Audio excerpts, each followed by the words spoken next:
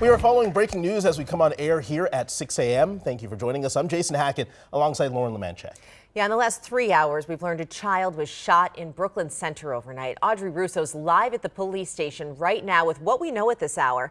We'll get to her in just a minute. But first, let's check on this Wednesday forecast. Good morning, John. Hey, good morning, guys. It is a gorgeous morning here. You're going to wake up. You're going to love this. I mean, this is a great day. Plus the haze, the smoke, it's not in place. It's actually clear. Not just clear with no, sunshine and the moon, clear without the haze. So 65 degrees out here now. The dew points are very low, 58 degrees, and that's what's allowing this temperature to really cool off around the metro. Now, we talked a lot about this haze or smoke coming back in. It is moving through the Northland, but it's pretty thin, and you could see that because we're only at moderate levels. So even in Bemidji, Grand Rapids, and Brainerd, you're going to get that orange sunrise, but it's not going to be impacting your day. The clear skies allowing temperatures to drop 50s outside of the metro, 65 here in the Twin Cities. Look at today. Sunshine, 81, and lighter winds than yesterday. The winds are going to lighten up. This is a perfect day. Of course, things are going to change. We'll time out some storm chances as we get closer to the weekend. Cece, how's it looking? Good morning. Things looking great. I've been tracking a stalled vehicle in Coon Rapids. Good morning if you're watching from there. For probably the past 20 minutes or so. It was Highway 10 westbound between Creek Meadow Drive and Hanson Boulevard.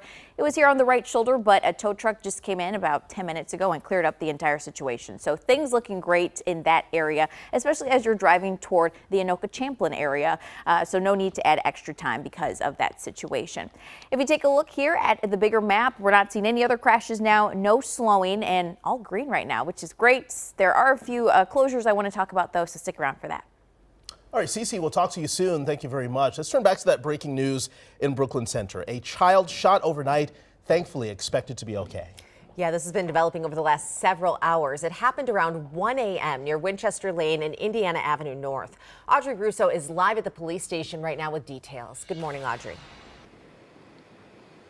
Good morning. Yeah, here at the police station because the scene has cleared, but an officer on scene did confirm to us that a child is recovering from a gunshot wound. Here's what we know at this point. Take a look at this video. The first calls came in around 1 o'clock in the morning. By the time our crews arrived, we could see multiple squad cars on scene along with some ambulances.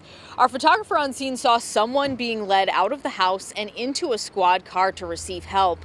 They also saw officers speaking to other witnesses on the scene.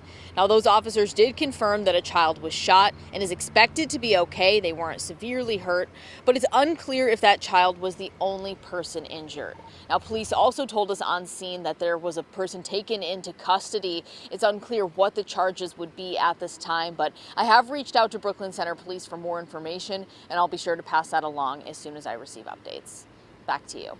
All right, Audrey Russo with the latest from Brooklyn Center. Thank you so much. We're also following breaking news on a house fire in Medina. We know it happened around midnight on Wild Meadows Drive. This is brand new video of the fire that our photographer shot overnight as crews worked to put that out. It's not clear how it started or if there was anyone inside. Right now we're waiting to hear back from fire officials and we'll update you as soon as we know more. Over to St. Paul now, where city leaders are hard at work to recover from that massive ransomware attack. They've spent the last few days resetting passwords for city workers, and officials are hoping to finish that job today. Michelle Beck is outside Roy Wilkins Auditorium this morning with an update from Operation Secure St. Paul. Michelle? Well, hey, good morning, guys. The city officials said before their plan was to get through about 80 employees every half hour. They're one step closer to that this morning. Now, once their passwords are reset, they'll be able to get the city system back reopened. Now, by the time Mayor Melvin Carter posted this video late last night to Instagram, the city had reset at least 2,000 passwords. The mayor confirmed the ransomware group Interlock demanded payments from the city. The city refused, and Interlock then put online the data primarily from the Parks and Rec Department. That included work documents and copies of IDs. While the scope of what they published against us is far smaller than what they've accomplished elsewhere, the fact remains, someone was inside our systems. And once that happens, there's no way to guarantee that they could not have accessed more. The mayor now says the city will provide a year of free credit monitoring plus identity theft protection insurance for all of its city employees, whether or not these individuals' data were compromised. Back to you. Good information for city employees there, Michelle. Thank you. At 11, Minneapolis Mayor Jacob Frey will deliver his 2026 budget address. We expect to learn more about his plan to roll back double overtime pay for Minneapolis police officers. The mayor says the city started paying double overtime in 2022 as the police force faced a staffing crisis. But the force is now at its highest staffing level in years. Frey says it will save taxpayers more than $3.5 million without affecting safety. Minneapolis Police Chief Brian O'Hara released a statement saying in part, quote, "We remain committed to providing the same high level of service our community expects and deserves while finding ways to support our officers in the tough job they do every day." Time now 6:06 as we take a live look from Washington, D.C., where in just the last 8 hours, National Guard troops rolled in as part of President Trump's plan to fight crime. According to a senior Army official, this is just the beginning of the deployment. The full roster of 800 troops should be operational and in D.C. by the end of the week. A defense official tells NBC News they will be focused on crowd management, perimeter control, security, and communication support, and in most cases will not be carrying firearms. And also in a matter of hours here, Trump will meet virtually with Ukrainian President Volodymyr Zelensky and other European leaders. Their conversation comes just 2 days before Trump is set to meet Russian President Vladimir Putin on a possible ceasefire in the Ukraine war. Zelensky wants security guarantees from allies. Otherwise, he says Russia could attack again in the future. In 4 hours, Forest Lake Police will be escorting their fallen brother in a procession ahead of his funeral. The police department announced yesterday Detective Josh Brown died Monday after serving the city for nearly 8 years. They're inviting the community to support his family by lining today's procession route. They will escort Detective Brown through Forest Lake between 10 and 10:30 this morning as they make their way to Matson Funeral Home.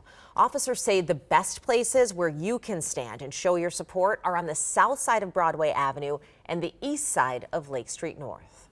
We have an update from police in Moorhead on breaking news we brought to you first on Sunrise yesterday morning. Right now, 3 Fargo police officers are on standard administrative leave, and the Minnesota BCA is investigating after a domestic assault call led to a shootout on Monday night. So the scene was about 3 hours northwest of the Twin Cities, right across the border from Fargo.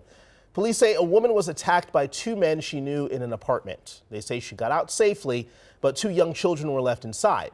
When officers tried to talk to the suspects, there were gunshots, and that's when they evacuated the apartment and called in a SWAT team. When SWAT moved in, they say there was another shootout and the 2 men were hit. They were able to get the kids out safely. They say 1 man died at the scene, the other died at the hospital. They haven't said exactly how they died. The stage is now set this morning for the special election to fill Speaker Emerita Melissa Hortman's seat in the Minnesota House. Just before our 10 p.m. newscast, XP Lee was declared the winner of the Democratic primary. The current Brooklyn Park City Councilor took about 59% of the vote. He'll face Republican Ruth Bittner for the seat. She ran unopposed in her party. The general election set for September 16th.